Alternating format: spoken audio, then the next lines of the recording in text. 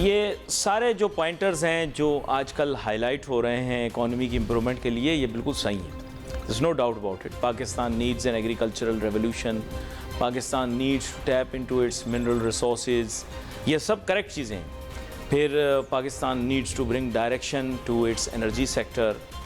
उसके अलावा ये है कि डॉलर रुपी पैरिटी जो है it needs to be maintained at a certain, जैसे आप क्या कह सकते हैं, आजकल इंटरवेंशन का वैसे दौर ख़त्म हो गया है बिकॉज इट्स अ कंपल्शन। इसमें ट्राई तो कर सकती है गवर्नमेंट, लेकिन गवर्नमेंट की जो ट्राई हो सकती है उसकी ये हो सकती है कि ओपन मार्केट और इंटर बैंक के दरमियान पैरिटी ख़त्म कर दे, थोड़ी कम कर दे। ख़त्म तो नहीं कर सकती, एक रहेगी, लेकिन एक डिफरेंस जिसे आप कहते हैं वो डिफरेंस इतना ना रहे जितना अभी बताया जा रहा है। फिर उसके अलावा स्मगलिंग बहुत मेजर इशू है, करप्शन बहुत मेजर इशू है। मैं फोरसी कर रहा हूँ कि अगर पॉलिटिकल मामला तय नहीं पाते तो फिर इस मुल्क के अंदर करप्शन के ख़िलाफ़ बहुत सख्त किस्म का क्रैकडाउन होने वाला है, ये मैं आपको बता रहा हूँ। क्योंकि देखें, अवाम में पजीराई तभी मिलेगी जब करप्शन के ख़िलाफ़ एक्शन होगा। कुछ लोगों ने शायद करप्शन के ज़रिए इस मुल्क को बहुत नुकसान पहुँचाया हो, उसका तखमीना या अंदाज़ा लगाना तो बहुत मुश्किल है। लेकिन आगे आने वाले दिनों के अंदर दोबारा से रिपीट करूँ, अगर पॉलिटिकल जो डिफरेंसेस हैं वो रिज़ॉल्व नहीं होते, इश्यूज़ जो हैं वो रिज़ॉल्व नहीं होते, तो फिर ये होगा कि फिर करप्शन के ख़िलाफ़ बड़ा सख्त क्रैकडाउन होगा भी, होना भी चाहिए। और उसका खमियाजा जो है वो फिर बहुत सारे लोग भुगतेंगे। मेरा बात करने का मकसद ये है कि समझने वाले लोग समझ जाएं। मुझे ऐसे लगता है जैसे पॉलिटिकल कॉम्प्रोमाइज़ होंगी नहीं, और मेरे ख़्याल से करप्शन के ख़िलाफ़ क्रैकडाउन शायद इमिनेंट हो जाए। अच्छा, दूसरा चैलेंज पाकिस्तान के लिए ये है कि कंपल्शन कॉन्स्टिट्यूशनल लीगल फ्रेमवर्क के अंदर भी है, with in time frame election भी होने हैं। अगर वो नहीं होते तो ज़ाहिर बात है IMF और दीगर मालियाती ज़रूरी इदारे जो हैं वो पाकिस्तान पर दबाव बढ़ा देंगे। पाकिस्तान बिल्कुल ऐसी सिचुएशन को फेस नहीं कर सकता। तो मेरी ख्वाहिश ये है कि मुल्क के अंदर जितने इदारे हैं, सियासी जमातें हैं, तंजीमें हैं, अवामी नुमाइंदगान हैं, ताजिर सनतकार हैं, ये बैठ कर रिकन्सिलिएशन और कॉम्प्रोमाइज़ की बात करें ताकि जल्दी से जल्दी ये रिकन्सिलिएशन और कॉम्प्रोमाइज़ का जो काम है ये मुकम्मल हो जाए। नहीं, आपको हैरानगी हो रही होगी, आपकी हैरानगी से मुझे फ़र्क नहीं पड़ता। आप लोगों की हैरानगी तो हमेशा हैरानगी होती है ना। आप लोगों की तो हैरानगी तब भी थी जब डॉलर 200 क्रॉस कर गया, फिर आप लोग और ज़्यादा हैरान हुए और आप लोगों ने कहा ट्रिपल सेंचुरी हो गई। आप लोगों के लिए तो सिर्फ एक जुमला कहना है ना, जुमला कह दिया आपने, खुश हो गए, बस ठीक है। तो मेन एम ये है कि यहाँ पे चीज़ ख़त्म नहीं होगी, मामला ख़त्म करने का तरीका मैंने आपको बता दिया। अच्छा, तभी मईशत जो है वो उसके लिए जो एक फ्रेमवर्क तैयार किया उस पर अमल करना ज़रूरी है, ये मैं बता रहा हूँ बात। फ्रेमवर्क अब तैयार हो गया, जैसे प्रोग्रामों के अंदर हम डिस्कस करते रहे कि कौन कौन से स्टेप्स होंगे, क्या स्टेप वाइज पाकिस्तान की इकॉनमी को बचाना है। आप लोगों ने जितनी बातें की वो लॉजिकल नहीं थी। जो आप देखें इस वक्त हमारे मुल्क के अंदर अहम ओहदों के ऊपर फाइज लोग हैं और जिन्होंने इकॉनमी को ठीक करना है, वो जो बातें कर रहे हैं वो सही तस्लीम किया जाएगा। अब आप सब लोग बैठ के कह रहे हैं कि वाह वाह दुरुस्त है, पहले भी तो यही बात होती रही कि इन्वेस्टमेंट आना ज़रूरी है। ये तो मैं सलाम पेश करता हूँ आर्मी चीफ साहब को कि उन्होंने इस चीज़ को, स्टेटमेंट को जब रीस्टेट किया तो लोगों को दोबारा से नॉलेज आई। भाई बात तो ये फैक्ट है ना, सारी दुनिया आपको कह रही थी, सब पढ़े लिखे लोग कह रहे थे, बशमुल मेरे, मैं भी कह रहा था। और अब जाहिरी बात है वो एक ऐसी जगह से वही बात इंडोर्स हो रही है कि जब आपको माननी पड़ेगी। और माननी आपको क्यों पड़ेगी? क्योंकि इन्वेस्टमेंट जो है वो आएगी आपके मुल्क के अंदर तो आपको एक इंजेक्शन लगेगा। अब ये इंजेक्शन जो है ये एक टेम्पररी आपको बूस्टर के तौर पे लगेगा, फिर उसके बाद इसकी परमानेंस चाहिए, उसके लिए आपको बार बार लगाना पड़ेगा। जैसे आपको याद है कोविड का एक लगता टीका, फिर उसके बाद दूसरा टीका लगता, फिर लोग कहते हैं ये भी गैर मौसर हो जाएगा, फिर एक दफ़ा फिर से 2 टीके लगे, है ना। तो इसी तरह आपको समझना है कि एक इन्वेस्टमेंट आएगी। अभी $25 बिलियन को आपने पहला एक समझ लिया कि पहला महाज होगा, फिर उसके बाद $100 बिलियन का आपने टारगेट रखा, उसके लिए इदारा भी मुरतब कर दिया गया, मैकेनिज़्म भी मुरतब कर दिया गया। तो क्या पहला सेवियर आपका पहले हालात में, इन हालात के अंदर होगा इन्वेस्टमेंट। तो आपने पहले इन्वेस्टमेंट को टारगेट करना, पहले आप इन्वेस्टमेंट के मौजू को आप ले लें, उसको रिजॉल्व कर लें, फिर बाकी चीज़ें भी हो जाएंगी इंशाअल्लाह। देखो, थोड़ा सा आपको अपने लिए ब्रीदर लेना पड़ेगा। जो चीज़ें आप करना चाह रहे हो ना कि ऐसे हो जाएगा, वैसे ऐसे होगा नहीं। हालात को आपको समझना पड़ेगा। किसी वजह से चीफ साहब ने ये बात की है कि इन्वेस्टमेंट जो है वो फर्स्ट प्रायोरिटी है और इन्वेस्टमेंट के लिए इदारा मुरतब किया गया, उसमें आसानियां पैदा की है। फिर देखें, सब लोग बात कर रहे हैं एग्रीकल्चरल रेवोल्यूशन की। आप मुझे सच बताएं, कौन सा ऐसा टीवी एंकर मेरे अलावा जिसने एग्रीकल्चर के बारे में बात, सही बताइएगा, आप दिल पे हाथ रख के बताएं। इतने साल हो गए, हर 1-2 हफ्ते के बाद में एग्रीकल्चर पे प्रोग्राम, हर 1-2 हफ्ते के बाद में इरिगेशन पे प्रोग्राम। कोई और कर रहा था क्या? आप बताएं। आप फेसबुक और यूट्यूब पे देख लें, अभी ये लिंक लगाएंगे, देखें लिंक आ रहा है आपके पास, आप चेक कर लें। क्या मेरे अलावा किसी एंकर ने बात की? हर आदमी ये कह रहा है फलां सियासतदान आ रहा है तो फलां जा रहा है, फलां इस तारीख को आ रहा है तो फलां उस तारीख को आ रहा है, आज वो छुट जाएगा तो आज वो पकड़ा जाएगा। आप ये बातें कर रहे थे और मैं एग्रीकल्चर की बात कर रहा था। आज इसी चीज़ की इंडोर्समेंट हो गई ना, बात वो सही कर रहे हैं। ये मैं कहना क्या चाह रहा हूं कि ये बातें अकेली एक सोर्स से नहीं आ रही है, मल्टीपल इंटेलिजेंट सोर्सेज से, इंटेलिजेंस सोर्सेज से उनके पास पहुंची है कि इस मुल्क को एग्रीकल्चरल रेवोल्यूशन की जरूरत है। It's not a new thing, it is the way to save this country. अब लोग मान नहीं रहे, क्यों बात की एग्रीकल्चर की? यार आपने कहा था 67% हमारे मुल्क की जो इकोनॉमी है वो रिलायंट है एग्रीकल्चर।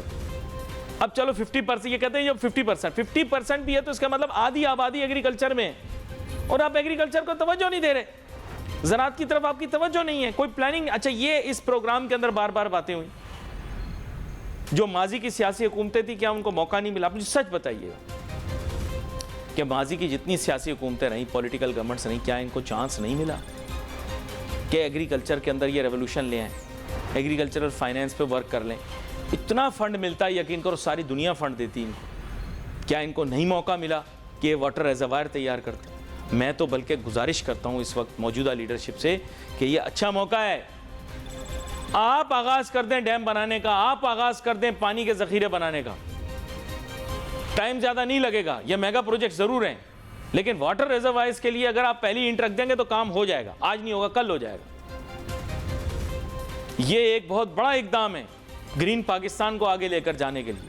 पानी का जखीरा इस वक्त हमें समझना है कि one of the most vulnerable water resources जो हैं वो पाकिस्तान की मोस्ट वनरेबल, सबसे खतरनाक। कभी चाहता है इंडिया गेट खोल देता है, पानी आ जाता है पाकिस्तान की तरफ। कभी हमारे ग्लेशियर ज़्यादा मेल्ट होते हैं। ये भाई साइंस पढ़नी पड़ेगी, मैं अली नासिर एक क्लास में नहीं पढ़ा सकता कि पहाड़ किस तरह, पहाड़ों पे जो बर्फ़ होती है किस तरह से पिघलती है फिर वो दरिया में आती है। ठीक है, अजीब व गरीब कैफियत, लेकिन इसके ऊपर गुफ्तगू करना इसलिए भी ज़रूरी है क्योंकि आपको पता होगा कि मैं प्रोग्रामों के अंदर एक डॉलर पे बहुत ज़्यादा बात करता हूँ, दूसरा एग्रीकल्चर पे बहुत ज़्यादा बात करता हूँ। स्टॉक पर मैंने बात करना छोड़ दी थी सितंबर 2014 के बाद से, लेकिन कभी कभी जनाब ज़फ़र मोती साहब जो प्रोग्राम पर आते हैं तो स्टॉक एक्सचेंज के बारे में बात ज़रूर कर लेता हूँ, लेकिन आज नहीं करूँगा, आज हालात पे करूँगा। आखिर में टाइम मिला तो शायद 1-2 मिनट। आपको वेलकम करता हूँ ज़फ़र मोती साहब। थैंक यू जी। ज़फ़र मोती साहब, अभी ब्रेक के दौरान भी हम यही बात कर रहे थे कि पिछली मरतबा जब आपसे बात हुई तो डॉलरों पे गुफ्तगू हो रही थी, तब ज़ाहिर बात है ये इशू थोड़ा टैबू था कि हम डॉलर के बारे में बात करें कि डॉलर पे बहुत ज़्यादा स्पेकुलेशन हो रही है और कोई अंदरूनी खाना मामला ज़रूर चल रहा है और डॉलर सिर्फ स्मगलिंग के ज़रिए बाहर नहीं जा रहे बल्कि और भी लोग इसके अंदर इन्वॉल्व हैं।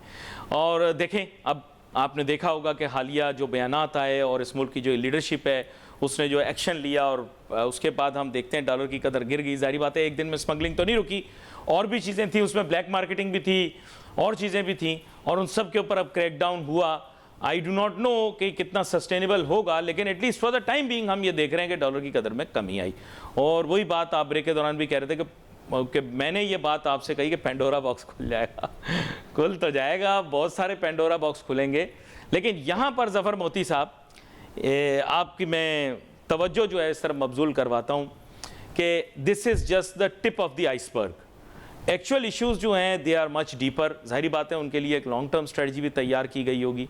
But how do you see Pakistan's economy with a view of the statements that have come from the top leadership in Pakistan, and do you think that in the longer run हम sustain कर पाएंगे अगर हम इनको pursue करें तो? जी देखो, economy के लिए जो आजकल मीटिंगें हुई हैं जनरल साहब के साथ, वो इसीलिए हुई हैं कि लोगों का कॉन्फिडेंस लेवल ना पिछली हुकूमत पर था और ना ये इंटीरियम गवर्नमेंट पर है।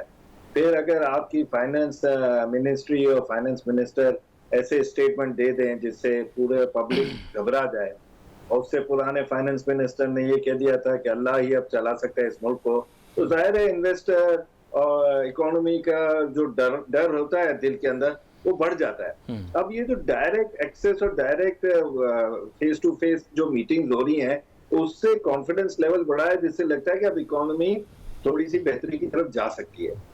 वही बात है कि देखिए छोटे से 2-3 दिन के अंदर जो क्रैकडाउन हुआ है, तो उसमें आप देख लें कि डॉलर की जो बदमाशी थी वो कम हुई है। अभी इस क्रैकडाउन को और कंटिन्यू करना है और उसको स्टेट बैंक के अंडर जो बैंक्स आ रही हैं उन बैंकों के ऊपर भी जाकर मालूम करना होगा कि भाई किसने क्या धुलाई की है इस इकोनॉमी की, वो धुलाई करने वालों को भी पकड़ना पड़ेगा। क्योंकि ये इस तरह जो गेमें चल रही थी, मैं आपके प्रोग्राम में यही कह रहा था कि हम स्टॉक मार्केट में यही देख रहे हैं कि हमें दो कॉम्पिटिटर मिल गए थे। एक तो वो कॉम्पिटिटर था जो फिक्स इनकम में जा रहा था इंटरेस्ट रेट बढ़ते बढ़ते की वजह से, और एक कॉम्पिटिटर था जो डॉलर में इन्वेस्टमेंट करके डॉलर की जीत पर ज्यादा खुश था कि भाई ये रोज के हमें 2 रुपए दे जा रहा है, रोज के हमें 5 रुपए दे जा रहा है, रोज के हमें 3 रुपए दे जा रहा है। तो ये एक देखना है। दूसरा, ये जो डॉलर छुपा हुआ है, जो एमनेस्टी की IMF ने हमें अलाउ नहीं किया, अगर एमनेस्टी आ जाती आप यकीन करो कि वो जो छुपा हुआ डॉलर है वो भी इकोनॉमी में आ जाता। हाँ। और वो इकोनॉमी में आकर वाइट होकर आपके जो एक लिक्विडिटी क्रंच है हार्ड कैश मनी में, हार्ड कैश करेंसियों में, वो कम कर देता। नहीं, लोग तो देखें, मैं आपको बताऊं, कोई भी सिक्योर नहीं है कि वो तकियों में और गद्दों में भर के अपने डॉलर रखें। आप अपने पॉलिसीज ठीक कर लो, लोग आके बैंक में जमा करवा देंगे।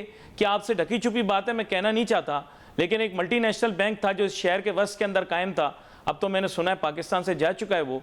क्या उसके फौये, उसके फ्लोर के ऊपर हर वक्त बिजनेसमैन बैठे नहीं रहते थे और डॉलर्स आके जमा नहीं करवा रहे होते थे, तो वो आपकी नेशनल किटी के अंदर ही काउंट हो रहा होता था ना। मैं नाम नहीं ले रहा बैंक का, लेकिन शहर के वस्त में था, बड़ा खूबसूरत बना हुआ था, आपको पता होगा, नाम नहीं मैं ले रहा जी। नहीं, वो आप नाम ले भी लो तो वो खूबसूरत बैंकर्स जो थी वो भी चली गई हैं शहर से, और बैंक भी चला गया। तो अब नहीं, लेकिन लोग अकाउंट में जमा करवा रहे थे ना, लोग अकाउंटों में ला ला के जमा करा रहे थे, हमारी नेशनल किटी में आ रहा था वो पैसा।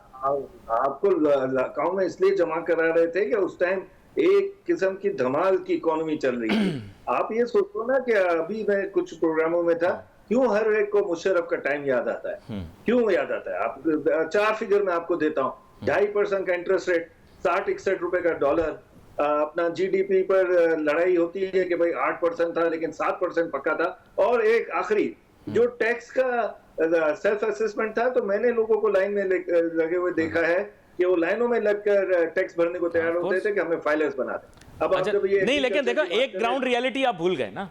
देखो आप समझ नहीं रहे हो, पहला सुल्तान दिल्ली जो था वो कुतुबुद्दीन ऐबक था, वो गुलाम था, लेकिन था तो सुल्तान दिल्ली ना।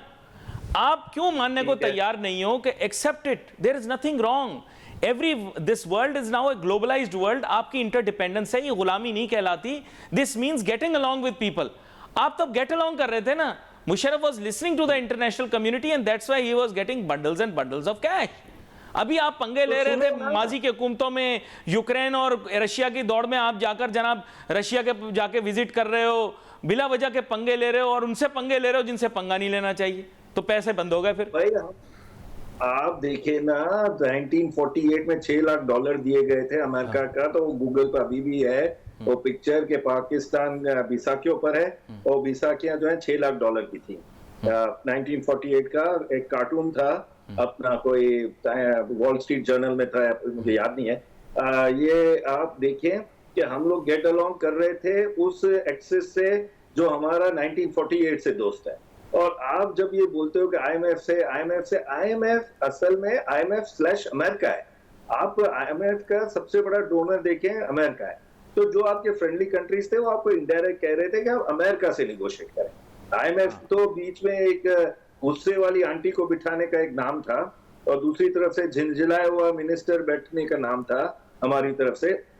लेकिन असल में आपको था कि उसी लॉबी के अंदर वापस जाओ जहां से आप निगोशिएट करते आ रहे हो पिछले 75 तो आपको स्टेटमेंट देने में क्या खराबी है कि आप अभी देखें, अभी एक बहुत इंपॉर्टेंट डिप्लोमेट हैं जिन्होंने यही पाकिस्तान को समझाया कि देखो siding with Ukraine at this moment may be more beneficial for you rather than siding with someone else. You get the point. Read between the lines. I'm not taking the name of the diplomat, but everybody knows. तो मैं ये कह रहा हूं कि आप अपनी थोड़ी फॉरेन पॉलिसी रिडिफाइन कर लो ना, क्या इश्यू है? वहां से तो कुछ नहीं मिला ना, वहां जाके हाथ मिलाकर आए उससे, उस दिन जिस दिन यूक्रेन की इन्वेजन हुई, क्या मिला आपको? भाई यही तो हम समझा रहे थे कि भाई कासम के पापा को मिड फ्लाइट के अंदर अपना जो है डिसीजन कि हम फॉरेन पॉलिसी चेंज कर रहे हैं, ये नहीं करना चाहिए। आप देखें हमारी सबसे ज्यादा रेमिटेंस कहां से आती है? 4 कंट्रीज से, UAE, UK, kingdom of Saudi Arabia और अमेरिका। 80% उधर से आती है। आप चारों से बिगाड़ रहे हो, कभी जा रहे हो टर्की जा रहे हो, कभी मलेशिया जा रहे हो, हम आते भी आपको कुछ नहीं दिया, टर्की ने भी कुछ नहीं दिया, फिर अचानक रशिया से दोस्ती, फिर रशिया से आपका नेचुरल अलाई नहीं है आप लोग। हम लोग नेचुरल अलाइज है अमेरिका और चाइना के। अच्छा, लोग मुझसे पूछते हैं कि दोनों दुश्मन मुल्क पाकिस्तान में कैसे? मैंने कहा भाई जब सुपर पावर्स होते हैं ना, वो हर मुल्क का अलग अलग वो प्रीव्यू बनाते हैं, अलग अलग स्ट्रेटेजी बनाते हैं कि भाई ये हिस्सा तुम संभालोगे, ये हिस्सा हम संभालेंगे। ये सामने सामने सब जंगे कर रहे होते हैं, लड़ रहे होते हैं, लेकिन इनके जो डिप्लोमेसी और फार साइटेडनेस होती है वो आज से नहीं, 1000 साल से है।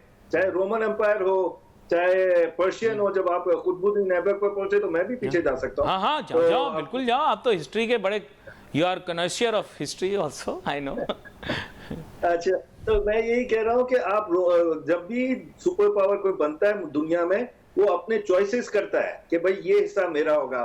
ट्रीटी ऑफ वर्साय आप पढ़ो कि भाई फर्स्ट वर्ल्ड वॉर के बाद, अच्छा जर्मनी जिसके टुकड़े किए जा रहे थे, जिसको कहा गया था कि पेमेंट करो, सब कुछ करो, उसको बुलाया भी नहीं गया था कि भाई ये हिस्सा मेरा, ये हिस्सा मेरा, ये उसका, ये इसका, ये सब हो गया। आज 2023 में जाकर टर्की को वापस अपने रिसोर्सेज को टैप करने का अलाउड हुआ आफ्टर 100 ईयर्स। आप सोचो कि कैसे कैसे डील्स, कैसे कैसे एग्रीमेंट। तो आप जब एग्रीमेंट से आपके होते हैं उसको अबाइड करना पड़ता है। बीच में आप कहते हो आईएमएफ से नहीं काम करे। अरे भाई मैं कहता हूँ जिसने हमारा आईएमएफ से डील खराब करने की कोशिश की उसको फौरन टेकन टू टास्क किया जाए, उसको भी बुलाया जाए कि भाई ये आप कौन होते हो कि 24-25 करोड़ अवाम के डिसीजंस के, अवाम के मसाइल और तकलीफ के जिम्मेदार बन रहे हो, जब आप आईएमएफ से डील नहीं कर रहे थे। आप तो चाहे, लेकिन अब let me come to current situation also. आपके सामने एक सिनारियो रखता हूँ। अब बात यह कि आईएमएफ की डील के बहुत सारे पोर्शंस हैं। जाहिर बात है, आप प्रोग्राम के आगाज़ से पहले भी आपसे जो गपशप हो रही थी उसमें यही बात हो रही थी कि अब मॉनेटरी पॉलिसी उनकी एक रिक्वायरमेंट ये है कि वो इंटरनेशनल जो एक फाइनेंशियल सिस्टम है जिसे फ्री मार्केट इकोनॉमी के अंदर अप्लाई किया जाता है, आपके यहाँ भी होगा। इन्फ्लेशन रेट से ऊपर रखना इंटरेस्ट रेट, ये पाबंदी है sir, with all due respect. It is a financial reality. देखो आपकी इन्फ्लेशन इस वक्त है बहुत हाई। आप क्या कहते हो, what is your expectation of the next monetary policy? Can you give a number? भाई यहाँ पर एक रूमर चल गई थी कि अचानक आ जाएगी मॉनेटरी पॉलिसी और कल आ जाएगी और परसों आ जाएगी। तो उधर से आया स्टेटमेंट कि भाई नहीं, मॉनेटरी पॉलिसी उसी दिन आएगी जिस दिन कहा गया है, 14 तारीख को। अच्छा, अभी ये है कि आप 14 तारीख को दो या 10 तारीख को दो और आगे पहले नहीं आएगी, उससे ये राइटिंग ऑन द वॉल तो मिट नहीं जाएगी ना कि आपके टी बिल्स के यील्ड जो है 25% जा रही है ईयर वाली, और 3 महीने वाली जो कट ऑफ है वो है 24.50 में खबर। तो ये आपके ये राइटिंग ऑन द वॉल तो नहीं खत्म। अब आप 14 तारीख को वही अनाउंस करोगे। अभी से ब्रेंट ऑयल की बात होनी शुरू हो गई। आपका कहने का मतलब ये है कि अनाउंस तब हो लेकिन रिफ्लेक्शन अभी दिखाई दे रही है। दैट मींस रिफ्लेक्शन अनाउंस कभी भी हो, ये नजर आ रहा है, राइटिंग ऑन द वॉल है कि इंटरेस्ट रेट बढ़ेंगे। अभी आप ये देखिए कि कई जगह से ये दोबारा बातें शुरू हो रही हैं कि ब्रेंट ऑयल जो है $90 हो गया है। तो $90 अगर ये हमको अल्लाह करके बचत हो रही है कि डॉलर की जो आउटकम बताओ ना आवाम के लिए। जफर मोती साहब, आप आउटकम बताओ कौम के लिए। डू यू थिंक कि इंटरेस्ट रेट बढ़ता है, डॉलर की कदर जो है वो फिर स्टेबलाइज होगी रुपये के अगेंस्ट? और दूसरा मुझे आप बताओ, इन्फ्लेशन कंट्रोल में आएगी? स्ट्रेट फॉरवर्ड बस ये बता दें कि अब ये आएगी, ठीक है, ज़र्री पॉलिसी, उसके बाद होगा क्या, ये बताएं आप जी। कौन सी पॉलिसी, क्या बात? ज़र्री ये लोग कहते हैं, कंफ्यूज हो जाते हैं लोग, मॉनेटरी पॉलिसी को ज़र्री पॉलिसी कहते हैं, लेकिन ज़र्री अब क्या कहूँ सर, हमारे यहाँ उर्दू बड़ी फनी लैंग्वेज है। तो मॉनेटरी पॉलिसी में इन्फ्लेशन को कंट्रोल करने के लिए अगर ये बढ़ा भी रहे हैं, लेकिन आपको मैं यकीन से कह सकता हूँ कि इन्फ्लेशन कंट्रोल नहीं होगी। एसेंशियल आइटम्स काबू में नहीं आ रहे हैं, और उसकी जो एक वेरिएबल है जो पूरा पाकिस्तान इग्नोर करता है, वो है मुल्क छोटा और पब्लिक ज्यादा। अब ये 24-25 करोड़ के अवाम का मुल्क हो गया है। वो कल एक प्रोग्राम में था कि अवाम तो कीड़े मकोड़ों की तरह हो गई है, तो मैंने कहा कितने सारे पैदा हो गए तो लोग इनको कीड़े मकोड़े की तरह ट्रीट कर रहे हैं। और अल्लाह माफ करे, इतनी भूख जो है ना, मैंने अपनी लाइफ टाइम में पाकिस्तान में नहीं देखी जो अब देख रहे हैं। तो ये जो हालात चल रहे हैं, इससे इन्फ्लेशन तो कंट्रोल होने का नहीं है। हाँ, कहीं पे कोई इंडस्ट्रियलाइज आइटम में कोई इन्फ्लेशन कंट्रोल हो जाए तो वो अलग बात है, मैन्युफैक्चरिंग में हो जाए तो वो अलग बात है, लेकिन जो फूड आइटम और फूड सिक्योरिटी वो ना होने की वजह से इन्फ्लेशन नहीं कंट्रोल होगी, चाहे आप कितना भी इंटरेस्ट रेट बढ़ा दें। अच्छा, let me ask you a rather unconventional question. Problem ये है कि those people are generally speculating about the economy जो कि privileged क्लास से बिलोंग करते हैं। यही स्टॉक एक्सचेंज का हाल भी है। स्टॉक एक्सचेंज के अंदर भी आपके 3-4 ब्रोकर हैं जिन्होंने ट्विटर अकाउंट बना लिए हैं। अब still I don't want name anyone, हो सकता है 85-60 लोग हों, मेरे जहन में 3-4 आए, मैंने आपको बोल दी। अपार्ट फ्रॉम दैट और एलीट भी आपको पता होगा, जो कि मुशर्रफ साहब के दौर की आप बात करें तो उसी ज़माने में ही वो अचानक प्रॉप अप हुए। बाकी इंटेलिजेंस लेवल तो उन लोगों की अब सामने आ चुकी है उनके ट्वीट्स के ज़रिए। लेकिन मैं वैसे बोल रहा हूँ कि ये जो एक क्लास है, they are disconnected with the economy and the reality of the economy, but they are passing जिसे आप कहें बड़े ही blatant किस्म के remarks पास कर रहे हैं, ये so called intelligentsia of your financial cream, क्या कहते हैं आप? ये इनका एक वो है कि ये ना समझते हुए भी अपने आप को पाकिस्तान के सबसे समझदार लोग समझते हैं।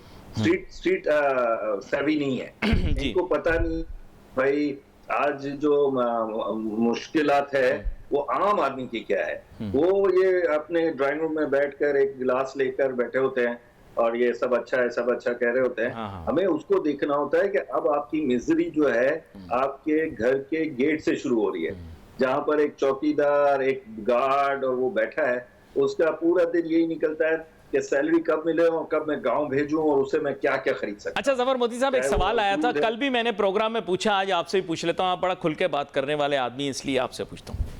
एक बंदा आया इंटरनेशनल किसी फाइनेंशियल ऑर्गेनाइजेशन से, उसने जनाब अखबार पढ़ा, पाकिस्तान की इकोनॉमी ये वो फलां डिफ़ॉल्ट होने वाली थी, मूडीज़ ने ये कर दिया वो कर दिया, फलां है, पेट्रोलियम मसनूआत बहुत बढ़ गई हैं, people are feeling the crunch.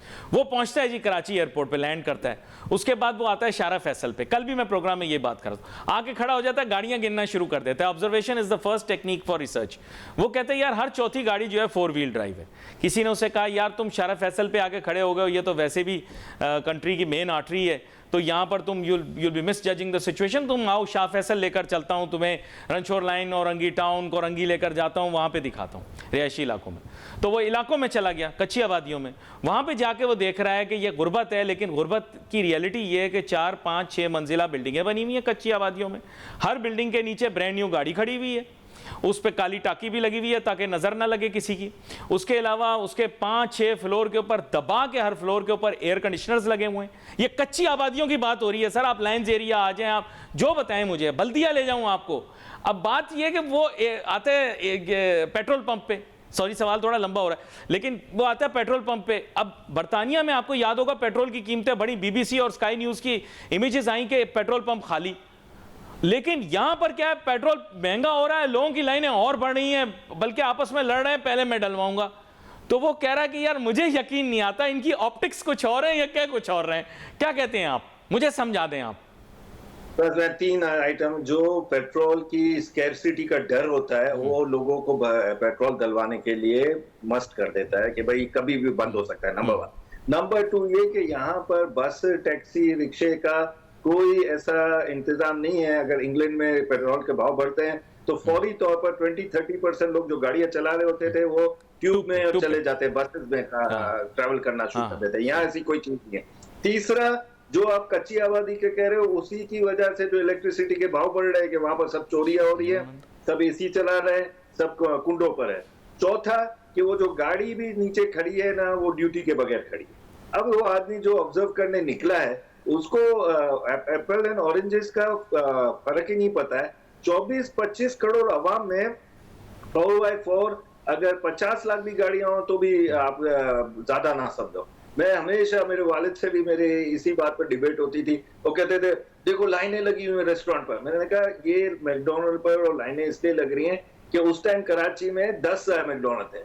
जब 5,000 मैकडोनल्ड हो जाए फिर मैं देखता हूँ कि कहाँ लाइन लगती है। तो कुछ एरियाज तो हमेशा रात को भरे ही रहेंगे कढ़ाई खाने वालों से।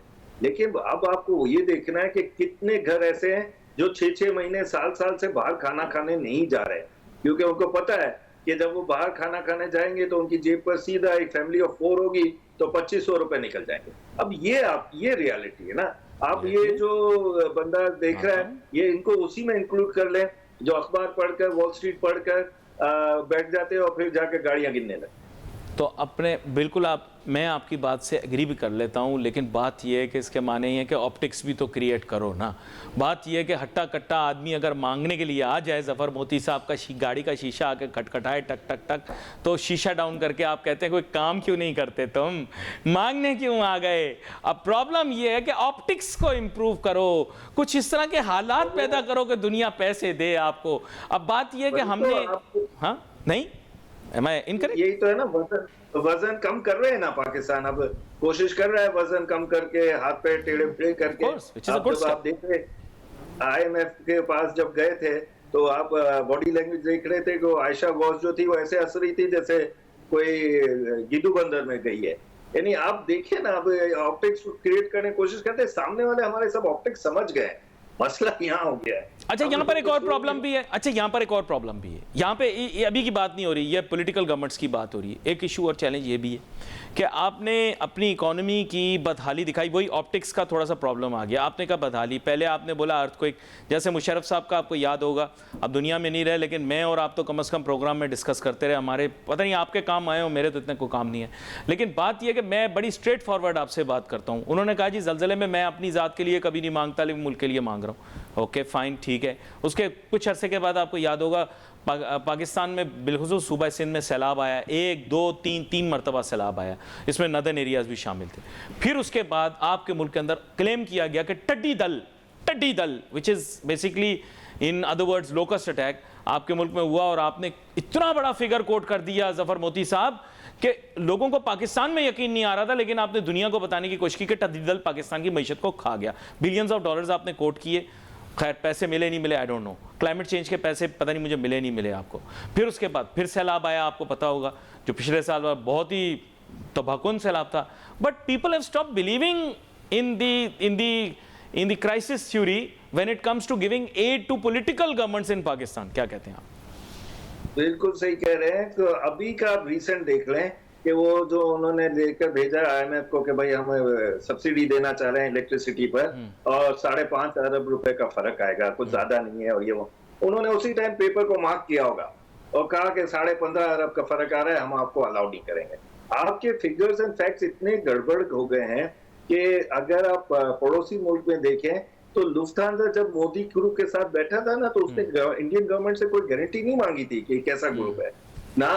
अपना टाटा के बारे में सुजुकी ने किसी से पूछा, हाँ भाई रतन टाटा अच्छा आदमी है कि नहीं है, ये डायरेक्ट चले जाते हैं। यहाँ पर हमारे चोपड़े हिसाब किताब इतना खराब है कि आपकी अभी करंट फाइनेंस मिनिस्टर कह रही है कि मुझे नहीं पता था खजाना कितना खाली है। अरे भाई, हम पिछले कितने सालों हमारी नहीं, उसका ताल्लुक स्टॉक एक्सचेंज से और आप लोगों से ज्यादा था। आप सिर्फ कह रहे हैं कि हमारी वजीर खजाना तो अभी बनी है, आपके स्टॉक की भी तो वो मैंने सुना है चेयरमैन रही, नहीं गलत बोल? जी बिल्कुल रही है माशाल्लाह से। यानी मैं ये नहीं कहता कि वो कैपेबल नहीं है, लेकिन इस टाइप का स्टेटमेंट देना, फिर आप एक्सपेक्ट करो कि इन्वेस्टर और पाकिस्तान के जो ड्रीमर्स हैं वो हैप्पी होंगे, ये नहीं हो सकता। आप ऐसी पोस्ट पर बैठकर इस तरह के स्टेटमेंट नहीं दे सकते। ये दुनिया का उसूल। हाँ, लेकिन आई थिंक कि वो प्लेटफॉर्म कुछ और था। आई थिंक उसको मिसकंस्ट्रू कर लिया गया बकौल उनके। लेकिन यह कि अब मेरे पास वक्त मुख्तसर है, इसलिए आपके साथ इतनी बात कर सकता हूँ, और फिर आपको पता है हालात मामलात और वक्त के हिसाब से कम बात ही हो तो अच्छा रहता है। मैं भी कोशिश करता हूँ कम ही बात करूँ, और आजकल तो आपको पता है हालात वाक़यात के मुताबिक थोड़ा और कम बोलना चाहिए ताकि कहीं फिसलन में पाँव ही ना जाए।